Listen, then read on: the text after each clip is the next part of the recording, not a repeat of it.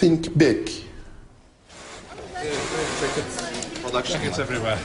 Lines and lines of jackets here. This Istanbul business, 600 sewing machines and 2,500 staff strong, is typical of the export-based operations that have driven the Turkish economic boom of recent years. It makes clothes under licenses from companies like Pierre Cardin and sells them in its shops in Russia, Ukraine, the Middle East and Central Asia. Ahmet Kavulmachi, who runs this family business, is a product of a Gulen school and gives generously to Gulen causes. But, and this makes it just that little bit more difficult to grasp the true nature of the Gulen phenomenon, he prefers to use the term hizmet, which means service, rather than talking about a movement. I spoke to him and to another Gulen supporting businessman, Murat Soralyi. Well, the scholarships is something that I think that's one of the very wide involvement of the community. How much money do you give in that form? Well, I would prefer not to mention that. Actually, we have a saying, what your right hand is giving shouldn't be known by the left hand. Ahmed, would you be willing to say how much you give? We can say that we are trying to give 10% of our yearly profit for these social organizations yearly. Most of it to Hizmet. Maybe we can say 50% of it. And what's your yearly profit? That must be public information, isn't it? Last year it was about $20 million. So about $1 million a year is what you're giving? Maybe sometimes more than 10%. We are trying to give minimum 10%. We are trying to scholar about 500 students a year, we can say. You sponsor 500 students a year? 500 students, minimum 500 students for Hizmet. And in what parts of the world are those students? In Turkey, in Romania, in Tanzania, in Kazakhstan, in South Korea. Usually now what we see is kids from those high schools coming to Turkey as an alternative for their university studies. And there also I want to be part of supporting when they come over from the sub-Saharan Africa studying in Turkey. So what's the purpose? Is it to build links between Turkey and these countries, or is it to encourage the spread of Islam? What is the purpose behind what you're doing? This is serving something, a very basic need of human to be able to help to others. So certainly when I help someone from Kenya studying in Turkey, when he goes back, he's a friend. But when shall I see him again? Certainly there are internal motivations, roots in Islam, but values global. And are these all places where you operate as markets as well? Is that how you know these countries? No. For example, I don't have any business in Kenya. It's our duty to share what we have got. And we know that God will ask us if we have shared or not. If we did not share, He will not give us more in the other world. I know this. In Almaty, the capital of Kazakhstan, nearly 2,500 miles from Istanbul, Fethullah Gulen's photograph hangs on the wall of this popular Turkish restaurant. When the Soviet Union collapsed, Mr. Gulen encouraged his followers to build on Turkey's historic links with the peoples of Central Asia. And Sanjay Demirci, the owner of this and a chain of other restaurants in the region, is one of those who's flourished here. In places like this, you can really see the magic of the Gulen formula. Philanthropy and business come together. Business leaders help schools, and the successful schools create a friendly climate for Turkish business. Они очень популярны в Казахстане. Turkish schools are very popular here in Kazakhstan. They're popular with parents who prefer to send their children to these schools, because it's not just the quality of education that they receive in these schools, but it's also very good upbringing. And every year when there are entrance exams, there are so many people who are trying to enroll into these schools. Can you give me a sense of what impact they have had on Turkey's standing in Kazakhstan? It does help a lot.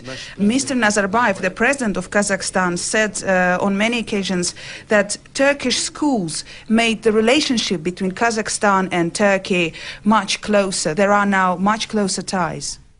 The religious character of the Gulen movement is a sensitive issue in Kazakhstan, where the state is extremely nervous about Islamically inspired opposition. In general, Gulen supporters resist the idea that the schools they fund are religious institutions, but they candidly admit that the international schools network they've established makes good business sense. Serdar Yesilyurt of the trade organisation Tuskon. Gulen schools, if you can name them as such, in some countries, for example, when we organize a delegation to those countries, they help us with some logistical stuff. They teach Turkish and English to their students, so their students may work in our companies. But in general, their existence there makes you feel that if you go to Congo or if you go to Malawi, the schools there, how those people perceive them is good.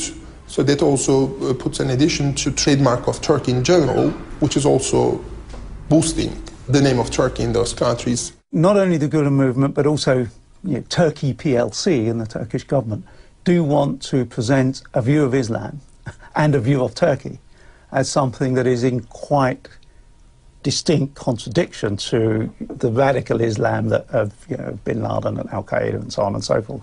Bill Park teaches at London University's King's College. He's become something of a specialist in the Gulen movement since becoming an advisor to a relatively small Gulen-inspired body operating in London, the Dialogue Society, which encourages good relations between different communities. There's also a lot of business wrapped up in this.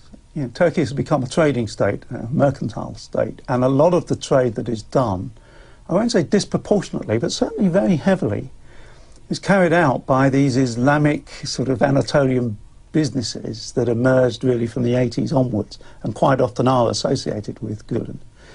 So I think there's also a kind of commercial opportunity that's taking place, and the whole thing gets a little bit mixed up. Which comes first? Is it business? Is it Turkish foreign policy? Or is it the Gulen movement? And I think they all operate in some kind of way in a degree of harmony. A bit like the British Empire, in a way. The point about the British Empire, I think, is that Britain had, a pretty major footprint. I mean, we had real military and economic power. We were the major powers. Turkey is not. So it's almost going through the same process, but in reverse. They're becoming a major power, or at least aspiring to become a major power, by this kind of activity. Even before they're the major political or economic players, they are seeking to become major cultural and educational players. This is the jewel in the movement's cultural crown. The presses in this modern complex in Istanbul turn out Zaman, one of Turkey's most successful national newspapers. How many people are working in this building? In this building, we are 700 people. Gosh, big operation. The media group that publishes the paper also produces an English language edition called Today's Zaman and has links with a broadcasting company that owns several television stations. Kerim Balci is a columnist for Today's Zaman. He was put through school and university by Gulen scholarships and says he owes his career in journalism to the movement, though he's one of those who likes to use that word hizmet or service rather than talking about a movement. Most of the people here were introduced to Hizmet either at the stage of entry exams to the universities, because Hizmet has established preparatory courses for university exams. The institution itself, I wouldn't call it a Hizmet institution for other people, but I feel it as a Hizmet institution. On the editorial board, I may say 95% of the people are from a Hizmet background. We don't have any kind of human resources policy of not taking in non-Hizmet people, I would say. But the majority of those who work here are probably have been associated at some stage with Hizmet. Well, but the point is this: the people that are associated with Hizmet, they are more familiar with the institution, so they choose here. So the process is a natural process. It is not a kind of at the level of principles.